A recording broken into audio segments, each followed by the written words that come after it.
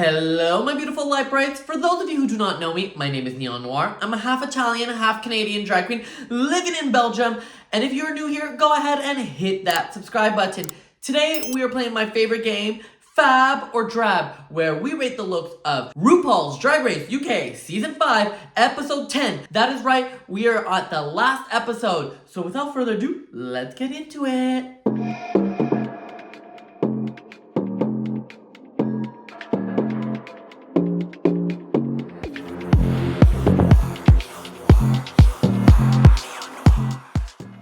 Y'all, as I said, today is the final episode, so the runway theme is obviously Grand Finale Eleganza, dripping in jewels. And since it's the final episode, we are bringing back all 11 contestants. And let's see what each one of them has to offer. First up, it's Alexis Saint-Pete. And Alexis Saint-Pete is coming out in this teeny tiny little dress that is literally dripping in jewels. So she is definitely following the theme. She has it paired with this little shawl thing. It's very reminiscent of Freddie Mercury in Queen. So she is definitely giving you Queen dripping in jewels. I will say that Alexis Saint-Pete is actually one of my favorite contestants. Even though she got kicked out first, I think she got kicked out way too early. So I was expecting a lot more from her. Does she look good in this dress? Absolutely. I don't necessarily understand what the shawl has to do with anything. And I'm also not sure that it is big, bold enough for a grand finale. Perfectly suitable for the theme of Dripping for Jewels, if it was another runway theme, or if she wore it to a red carpet. But all in all, you can see that she really thought about it from head to toe. And that's why for Alexis Saint-Pete, I have to go with a FAB. It's gonna be a soft FAB, but a FAB nonetheless. Next up, it's Miss Naomi Carter, and Miss Naomi Carter is coming out in this half purple, half orange beaded dress and ostrich feathers. First up, she does look good. I will say this is the best that I've seen Naomi look. Her outfit does actually look quite expensive. The feathers look expensive. You can see that the whole body is definitely bejeweled from head to toe, and also her hair is bejeweled.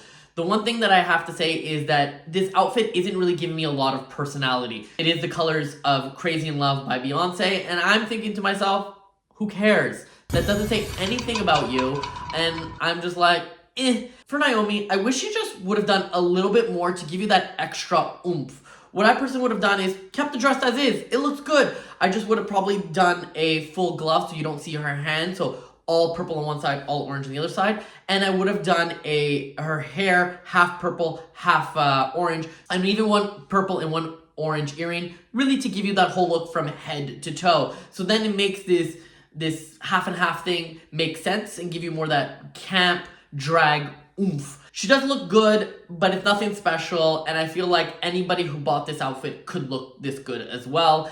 And that is why for Miss Naomi Carter, I'm gonna have to go with a Drab. Guys, it's the finale. You gotta like step up your... Next up, it's Banksie. And Banksie is coming out in this black gothic look. She said she is giving you gothic mugler. And girl, if you didn't already know it, in my opinion, Banksie is the fashion queen of the season. First up, she looks gorgeous. The corset is so tight and sparkly. She's matched it with this like furry gloves. She's got the crazy eyes. It's giving you glamour. It's giving you spooky. It's giving you concept. I think it's also giving you a little bit like insect, fly sort of vibes. And I love it. She is taking something so mundane and turning it into fashion. I wouldn't change a thing. She looks sexy, spooky, and darling. And that is why for Banksie, it is definitely a FAB.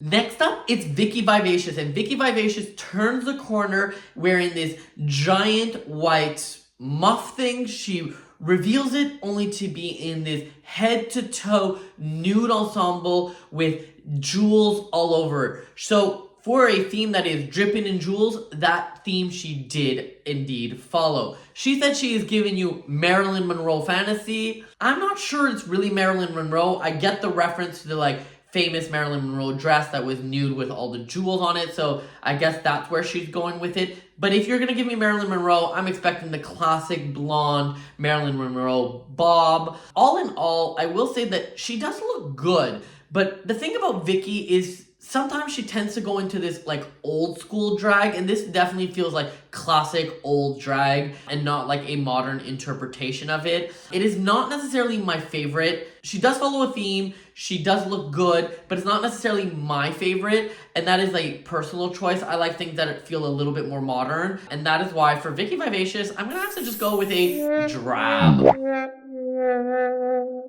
Next up, it's Kate Butch, and Kate Butch is turning the corner with revealing to this giant camp flower headpiece, and she paired it with this green dress. She's basically giving you the stem and the flower, which she said is her national flower, which I'm like, girl, concept, girl, camp, girl, look. She said she is looking the best she's ever looked. I really disagree on that. I think that the headpiece is everything. It is delicious. It is cool. It is avant-garde. I love every single moment of the headpiece. The dress itself is just not it. She looks very frumpy in it. I wish she would have done just a very simple green dress filled with sequins and paired it with that headpiece and just let the headpiece shine. Right now, it just feels a little bit costumey, a little bit frumpy. She got the little petals, she got all these little moments, and I'm just like, I don't really get it. So for the headpiece, I'd probably give it for a FAB, but we're not rating just the headpiece, we're rating the entire look, and that is why for Kate Butch, yet again, I am going with drab, mama. Sorry. Next up, it's DeDeLicious, and DeDeLicious is coming in this green glittering attire. She turns the corner and she is glittering from head to toe. When I look at the outfit, I immediately thought it gives me a little bit of like snake body, and I kind of love that. It's a little bit fierce, it's a little bit oomph, and it definitely gives you expensive bitch. She looks great. Her makeup is hitting. Her hair with this is really nice as well. She's wearing also these like poof things around her elbows. I don't really get what they have to do with the outfit, but I don't mind because it does add a little bit of that extra opulence to it. If it was me, I would have made them like a dark green, you know, just to like make it tie in a little bit better. And the only other thing that I would probably change is her hair. I wish she would have done like one green strip in it to really like match it. But I am a matchy queen. I mean, look at me. I even have blue lipstick on. But all in all, Dede looks gorgeous, and this is the type of Dede I want. I like the youthful, kind of cunty version of Dede, not that like 80s retro one that she sometimes likes to do. So for DeDeLicious, this week is gonna be a FAB. Next up is Ginger Johnson, and Ginger Johnson is coming in pants. Coming in pants is extremely brave. Sometimes drag queens tend to look a little bit, you know, strange in pants, but I like that she took it there, especially for a theme like this. Everybody was going to be doing gowns, so this really does set her apart. She's giving you like this Matadorian look, which does look expensive, does look jewels, so she's like, check. The one thing I just don't understand with this look is, what does a Spanish matador have to do with Ginger Johnson? She's never had any Spanish influence as far as I know. I was expecting something a little bit more like 70s and camp because that's what she's been giving us. That part's a little bit strange for me. But let's talk about the outfit. The outfit itself looks good. It's definitely got shine, and it definitely is set up, and it's definitely different from everybody else on the runway. If I was going to change one thing, it would have been the shoe. She paired it with this nude shoe. I probably would have paired it with a black boot that got tucked in underneath the pant just to elongate her leg all the way down and make her feel a little bit more regal and taller. Right now I feel like it just cuts her at the ankle, which I don't really love. But that is the only thing I would probably change. So all in all, even though I don't really get it, she looks good, and that is why for Ginger Johnson, it's gonna be a FAB.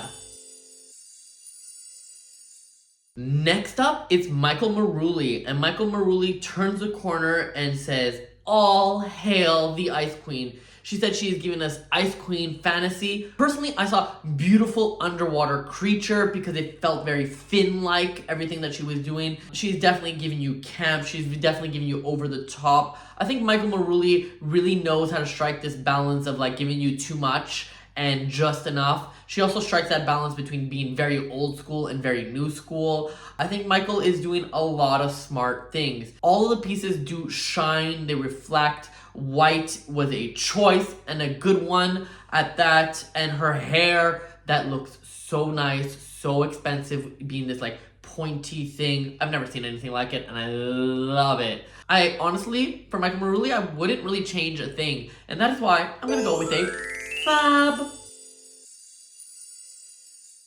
And finally, we have Tomara Thomas. And Tomara Thomas is coming out in this gown that's literally dripping with jewels. She's giving you old glamour, old Hollywood. It's a little bit flapper. She looks expensive, but more importantly, Tamara's wearing clothes, y'all.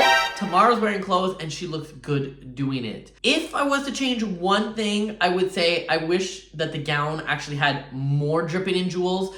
You do see a lot of the beige fabric, and I think that it would have been like even more epic if it was just like every single inch was covered where you almost didn't even see the beige gown. That's how I would have changed it. But other than that, she looks great. And that is why, since I have no real comments for Tomara Thomas, it has to be a FAB. And that is it for this week's runway. But more importantly, who had my drab of the week? Well, my drab of the week this week has to go to Kate Butch. That is right, you guys. I am giving it to her yet again. She is probably my most drabbed queen of the season. So hopefully she gets better by All-Stars. We'll see. But enough about the negative. What about the positive? So who had my FAB of the week? Well, I gotta say, this week it was actually really hard. We had some pretty great FABs. I was really struggling between Banksie, DeDeLicious, and Michael Marouli. Those are my top three, but I am gonna have to give it to Banksie. I know, it was really a hard choice, but I went with Banksie because all three of them looked great, but Banksie had that extra concept of being the fly, and it was a little bit spooky, which I always generally love. So Banksie has my FAB of the week. Y'all, that is it for this season. That was the final episode. What did we think of the season? I think some highs, some misses. Wasn't my favorite. Do you want me to do a recap of the season? Do you want me to do something else? Go ahead and leave a comment down below and tell me what I should be doing next. Once again, my name is Neon Noire, and I'll see you next week. Oh wait, no I won't actually. The season is over. So go ahead and go watch one of my other videos. I'm doing Drag Race Italia and Drag Race Canada, and I'll see you there.